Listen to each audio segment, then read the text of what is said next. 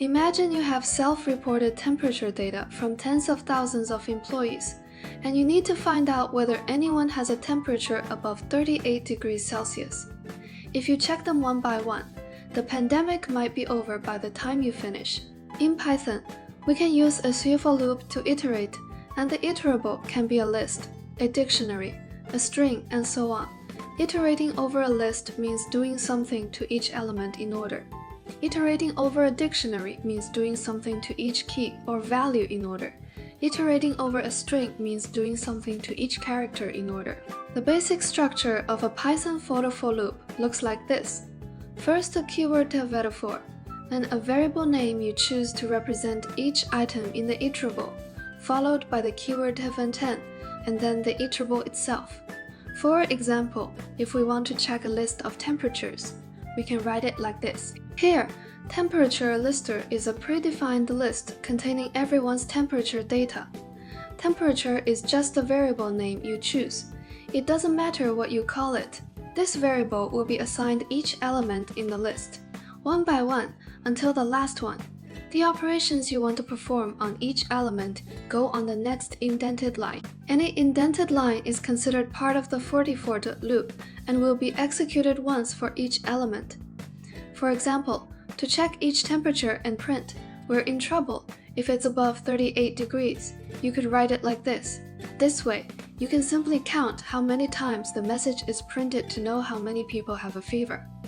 However, this still doesn't tell you exactly who has a fever. If you also have a dictionary that uses employee IDs as keys and temperatures as values, you can use a for loop to filter out the people with fevers.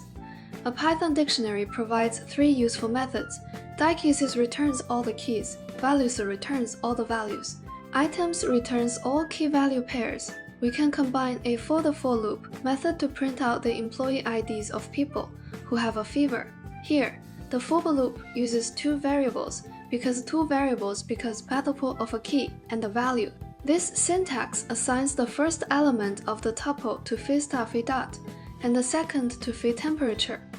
If this doesn't feel intuitive, it means the same thing as writing it in this more explicit way. Running this program instantly finds all employee IDs with a temperature greater than or equal to 38 degrees Celsius. A for loop combined with for deranging can do some powerful things as well. When the great mathematician Gauss was in elementary school, his teacher asked him to compute the sum of numbers from 1 to 100. He immediately came up with the formula and got the result 5050. For those of us who aren't Gauss, manually adding 1 plus 2 plus 3 all the way to 100 even in code is still pretty tedious. This is where a for loop with for derange really shines. Range represents a sequence of integers.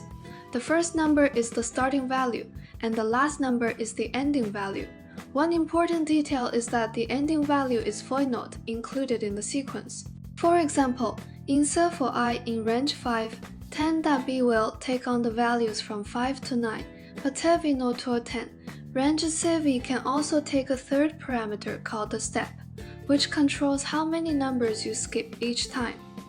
If you don't specify it, the default step is 1. For example, if you want to print all the odd numbers between 1 and 9, you could write it like this.